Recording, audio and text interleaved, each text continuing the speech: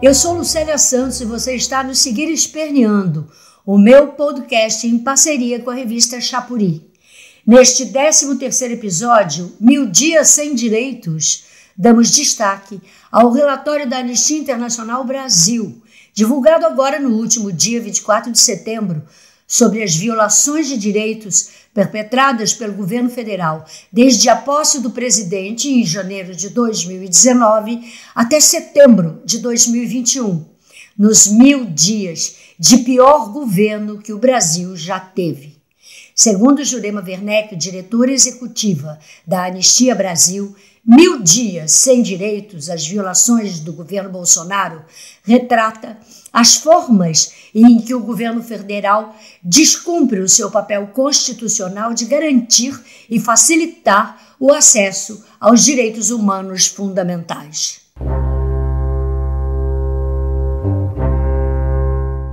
Eu sou Duda Meirelles e me somo a Lucélia Santos na divulgação do balanço das violações de direitos nestes trágicos 1000 dias de Bolsonaro. Começamos pela gestão da pandemia de Covid-19, marcada pelo comportamento de um presidente que até hoje insiste no chamado tratamento precoce, à base de remédios ineficazes, em detrimento do recomendado pela ciência para salvar vidas. Em março de 2020, o presidente declarou negando a pandemia, abre aspas, no meu caso particular, pelo meu histórico de atleta, caso fosse contaminado pelo vírus, não precisaria me preocupar, nada sentiria ou seria, quando muito, acometido de uma gripezinha ou resfriadinho. Fecha aspas. Em maio, a Anistia identificou os primeiros efeitos graves da Covid-19. Alta letalidade na população negra, aumento do contágio entre indígenas, quilombolas e nas celas superlotadas das prisões. Ausência de uma política para a população em situação de rua, além do crescimento exponencial da violência doméstica.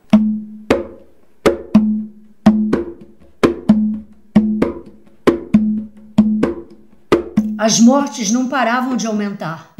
Ministros da Saúde foram trocados por discordar do presidente em relação a medidas de isolamento social e ao uso de medicamentos sem comprovação científica, como a cloroquina. Estou tomando aqui a 3ª dose da hidroxicloroquina. Dados sobre a doença passaram a ser omitidos pelo Ministério da Saúde.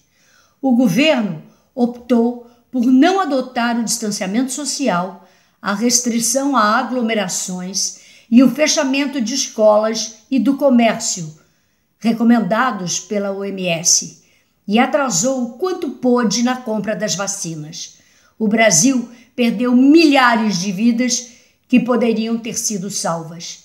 Em junho de 2021, Jurema Werneck apresentou à CPI da Covid no Senado Federal dados de um estudo indicando que cerca de 120 mil vidas poderiam ter sido poupadas no primeiro ano da Covid no Brasil, caso o governo quisesse, de fato, controlar a pandemia.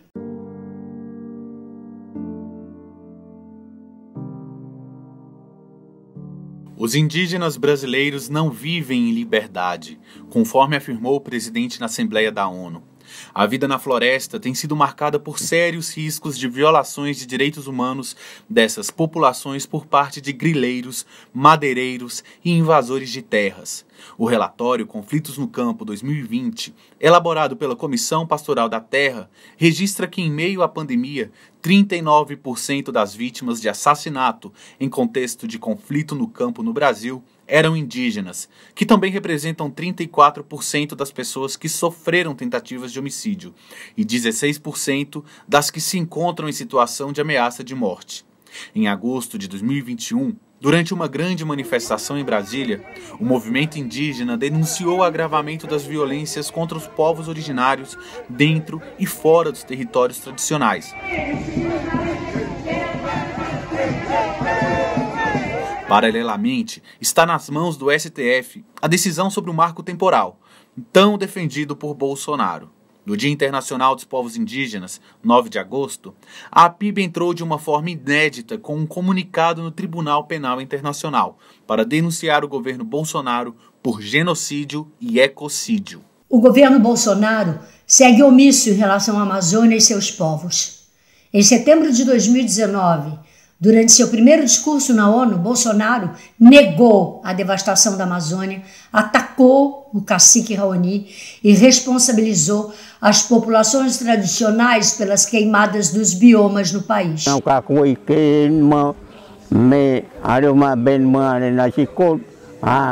Em 2020, outra vez na ONU declarou: os incêndios acontecem praticamente nos mesmos lugares, no entorno leste da floresta, onde o caboclo e o índio queimam seus roçados em busca de sobrevivência em áreas já desmatadas. Imagens de satélite mostraram que grande parte dos incêndios aconteceu em área distante da mencionada pelo presidente e com novos desmatamentos. Em 2021, continua não havendo política pública para o combate ao desmatamento ilegal. A situação da Amazônia é crítica. Órgãos ambientais estatais estão sucateados e foram enfraquecidos desde o primeiro dia do governo Bolsonaro. A cobertura florestal sofre pressões ao ponto em que no primeiro semestre de 2021, a Amazônia brasileira teve a maior área sob alerta de desmate em 6 anos, segundo dados do Instituto de Pesquisas Espaciais, INPE. O acumulado de alertas de desmatamento em 2021 na Amazônia foi de 8.712 km², o que equivale a 5 vezes a cidade de São Paulo, maior metrópole do Brasil. Bolsonaro editou decretos federais para desburocratizar e ampliar o acesso a armas de fogo e munições no país, incluindo fuzis e outras armas de uso restrito. Em junho de 2019, publicou uma dessas flexibilizações que amplia o porte de armas em todo o perímetro das propriedades rurais, o que aumenta a possibilidade de confronto entre madeireiros e indígenas. A constitucionalidade desses decretos segue tramitando no STF. Bolsonaro ameaçou armar a população durante reunião ministerial de 22 de abril de 2020. Segundo pesquisa Datafolha, a fala do presidente atingiu um índice de rejeição de 72%.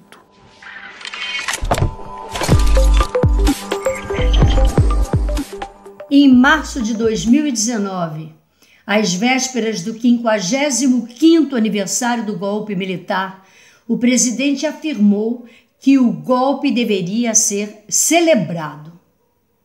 Em abril de 2020, Bolsonaro participou de ato em favor de intervenção militar em frente ao quartel-general do Exército em Brasília. Em 2021, o presidente convocou e participou de manifestações antidemocráticas no dia 7 de setembro em uma tentativa fracassada de golpe de Estado.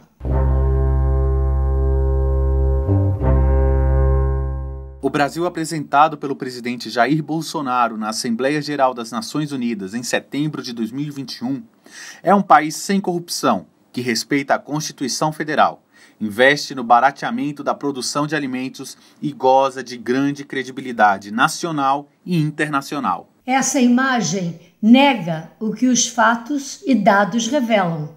O país atravessa um período estendido de instabilidade e crises política, econômica, sanitária e de direitos humanos. A Anistia Internacional Brasil afirma que o Brasil apresentado por Jair Bolsonaro não existe. A pandemia contribuiu para que a quantidade de brasileiras e brasileiros com fome ou em insegurança alimentar aumentasse em 2020. Falta comida no prato de quase 9% das pessoas no Brasil, o equivalente à população do Chile. No primeiro trimestre de 2021, o Brasil alcançou a maior taxa de desemprego desde 2012, totalizando 14,7 milhões de pessoas desempregadas, segundo o IBGE. O Brasil que Bolsonaro apresenta ao mundo não existe. Pelo contrário, o país vive graves ameaças aos direitos humanos fundamentais revelados por dados e fatos e que afetam o dia a dia de brasileiros e brasileiras.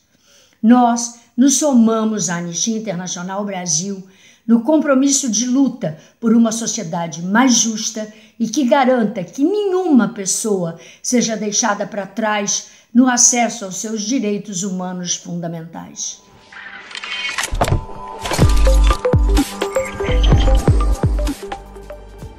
Seguir Esperneando é mais um espaço de resistência da revista Xapuri, construído em parceria com a atriz e militante Lucélia Santos.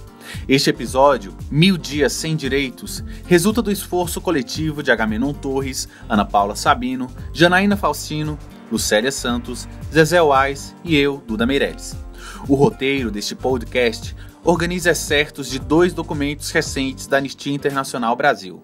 A nota pública divulgada logo após o discurso do presidente na Assembleia Geral das Nações Unidas em 21 de setembro e o relatório 1000 Dias Sem Direitos, lançado em 24 de setembro por limitação de espaço.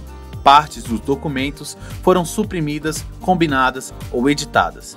Confira os textos originais na íntegra no site www.anistia.org.br.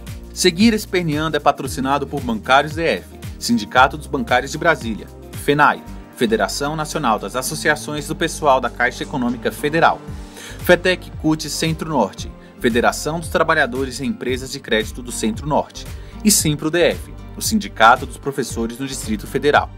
Colabore com a Xapuri. Visite a nossa loja solidária em www.lojaxapuri.info ou faça uma doação via Pix, contato@xapuri.info. Siga Lucélia Santos em suas redes sociais, @Lucélia Santos Oficial. Até o próximo episódio do Seguir Esperneando.